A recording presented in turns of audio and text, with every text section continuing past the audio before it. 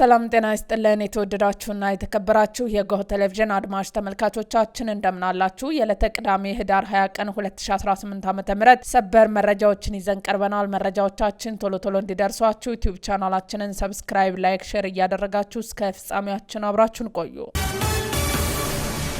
በቅድሚያ በመቀለ ከተማ ህዳር 18 ቀን ምሽት 4 ሰዓት ተኩል ገደማ ልዩ ስሙ አዳቂ በሚባል አካባቢ የቦምብ ፍንዳታ መድረሱን የከተማዋ ሰላምና ጸጥታ ቢሮ አስታወቀ። የከተማዋ ሰላምና ጸጥታ ጽህፈት ቤት ኃላፊ ረዳይ ፍስሐ ህዝቡን ለማሸበር ተልዕኮ የተሰጣቸው የጥፋት ኃይሎች ሲል የጠራቸውን አካላት የቦምብ ጥቃቱን መፈጸማቸውንና ሆኖም የቦምብ ፍንዳታው በሰው ወይም በንብረት ላይ ጉዳት እንዳላደረሰ መናገራቸውን የመቀለ ኤፍኤም ሬዲዮ ዘግቧል። በቦምብ ጥቃቱ የከተማዋ ነዋሪዎች መሸበራቸውን የገለጸው ጽህፈት ቤቱ የጥቃቱ ዓላማ ሁከትና ብጥብጥን ለመፍጠር ሆን ተብሎና ታስቦበት የተፈጸመ ነው ብለዋል። ጽህፈት ቤቱ የጸጥታ አካላት የቦምብ ጥቃቱን ፈጻሚዎች በቁጥጥር ስር ለመዋል በጋራ እየሰራ መሆኑን ገልጸዋል። መሰል ጥቃቶችን በማቀነባበር ተግባር ላይ የተጠመዱ ግለሰቦች በከተማዋ ውስጥ ከፍተኛ ችግር እንደተፈጠረ በማስመሰል ሐሰተኛ መረጃዎችን እያሰራጨ ነው በማለት የከሰሰው ጽህፈት ቤቱ ሆኖም ከቦምብ ጥቃቱ ውጪ ሌላ አንዳችም ችግር አልተፈጠረም ብለዋል። ሌተል ጀነራል ታደሰ ወረደ የሚመሩት የትግራይ ጊዜያዊ አስተዳደር ከፍተኛ ውድቀት አጋጥሞታል ሲል የትግራይ ዓለም አቀፍ የምሁራንና ባለሙያዎች ስብስብ አዲስ ባወቀረው የግምገማ ሪፖርት ወቀሳ ቀረበ።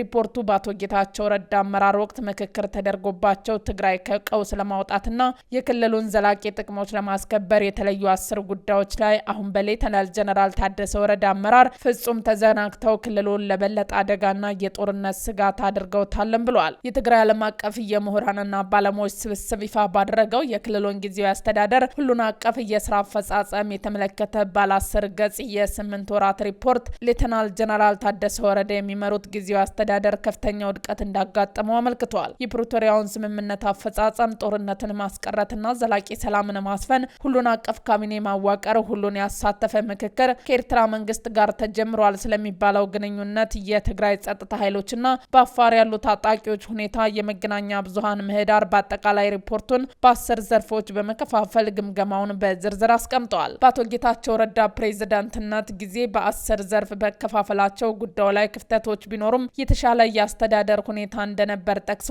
ሌተናል ጀነራል ታደሰ ወረደ ኃላፊነቱን ከተረከቡ በኋላ ግን መሻሻል አሳይተው የነበሩ የክልሉ ምክር ቤት ካውንስል እንዲሁም የመገናኛ ብዙሃን ምህዳርን ጨምሮ በርካታ ጉዳዮች ችግር ላይ መውደቃቸውን አንስተዋል። ባለፉት 8 ወራት ብቻ ግጭት ቀስቃሽ ንግግሮች መባባሳቸውንና ይህም የፕሪቶሪያውን ስምምነት አደጋ ላይ እንደጣለው ሪፖርቱ ያብራራል። ማህበራዊና ፖለቲካዊ ልዩነቶች በመስፋፋታቸው አለመተማመንን መንገሱን ያመለከተው ሪፖርቱ አስተዳደሩ አፋጣኝ የማስተካከያ እርምጃዎችን ካልወሰደ አደገኛ መዘዝ ሊኖረው እንደሚችል አስጠንቅቋል። የትግራይ የጸጥታ ኃይል ከፖለቲካ ወገኝተኝነት ነጻ እንዲሆን ካልተደረገ መዘዙ የከፋ እንደሚሆንና አሁንም እየተባባሱ ያሉ ችግሮችን መኖራቸውን በግምገማው መመልከቱን የትግራይ ዓለም አቀፍ ምሁራን ማህበር ግምገማ አመልክቷል። ከኤርትራ ጋር የተጀመረው ትብብር የትግራይን ዘላቂ ጥቅም አደጋ ላይ የሚጥል ከዚያም አልፎ የትግራይን ህዝብ ለኤርትራ መንግስት ዳግም ጭፍጨፋ አሳልፎ የሚሰጥ ነው ሲል ሪፖርቱ አስጠንቅቋል። የክልሉ ጊዜያዊ አስተዳደር ሁሉን አካታች በሆነ መልኩ እንደገና እንዲቋቋምና ወደ ህጋዊ መንግስት የሚያደርገው ሽግግር በነጻ ፍትሐዊና ግልጽ በሆነ ምርጫ እንዲመራ በማድረግ ረገድ የሚመለከታቸው አካላት ኃላፊነታቸውን እንዲወጡ ጥሪ አቅርበዋል።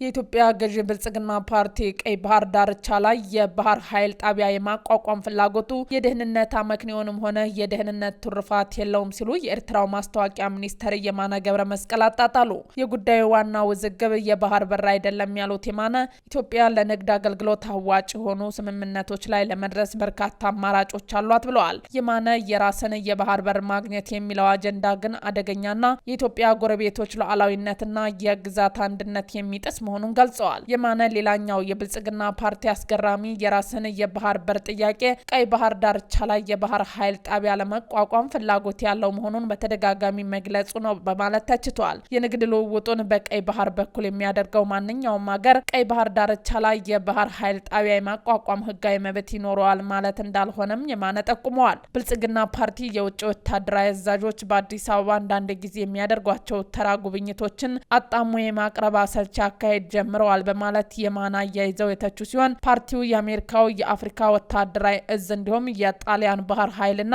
የፈረንሳይ ጦር ኃይል አዛዦች በኢትዮጵያ ያደረጓቸውን ጉብኝቶች የባህር በር የማግኘት ፍላጎቱን የሚደግፍ አስመስሎ አቅርቧቸዋልም ብለዋል። የመንግስት ሰራተኞች የጤና መድን ተጠቃሚ ሊሆኑ ነው። የመንግስት ሰራተኞች በቀጣዩ 2019 ዓ.ም የጤና መድን አገልግሎት ተጠቃሚ ይሆናሉ ተብሎ እንደሚጠበቅ የኢትዮጵያ ጤና መድን አገልግሎት አስታወቀ።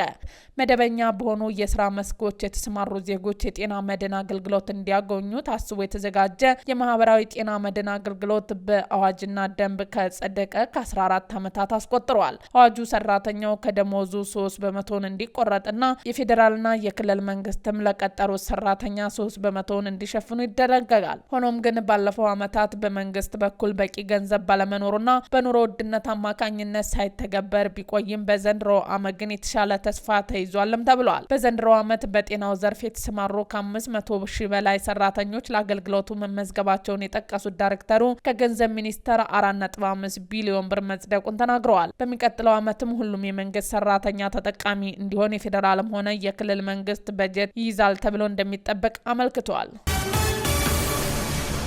የአፍሪካ ህብረት መዋቅራዊ ማሻሻያ ቢሮ የህብረቱን የሰላም ፈንድ አመታዊ በጀት አሁን ካለበት $400 ሚሊዮን ወደ $1 ቢሊዮን እንዲያድግ ለመሪዎች ጉባኤ የውሳኔ ሀሳብ አቅርበዋል። የህብረቱ የሰላም ፈንድ በጀት መጨመር የህብረቱ የሰላምና ጸጥታ ስራ ሊተነበይና ሊታመን የሚችል እንዲሁም ዘላቂነት ያለው እንዲሆን ያስችላል ሲሉ የህብረቱ መዋቅራዊ ማሻሻያ ቢሮ ሊቀመንበር የኬንያው ፕሬዚዳንት ዊሊያም ሩቶ በመዋቅራዊ ማሻሻያ ላይ የተጠናውን ሪፖርት ሰሞኑን ይፋ ባደረጉበት ወቅት ተናግረዋል። በአህጉሪቱ የሚከሰቱ የጸጥታ ችግሮችን በፍጥነት ለመፍታት በአፍሪካ ተጠባባቂ ወታደራዊ ኃይል ስር የአፍሪካ ፈጣን ምላሽ ወጪ ኃይልና የጸረ ሽብር ብርጌድ እንዲቋቋም ሪፖርቱ ጠይቋል። ሪፖርቱ የህብረቱ የሰላምና ጸጥታ ምክር ቤት ውሳኔዎችና የአባልነት መስፈርቶችን ያለመሸራረፍ መከበር እንዳለባቸው አጽንኦት ሰጥተዋል። ውድ አድማጭ ተመልካቾቻችን የዛሬ መረጃዎቻችን እነዚህን ይመስሉ ነበር። አብራችሁን ስለነበራችሁ ከልብ እናመሰግናለን። መልካም ቀን።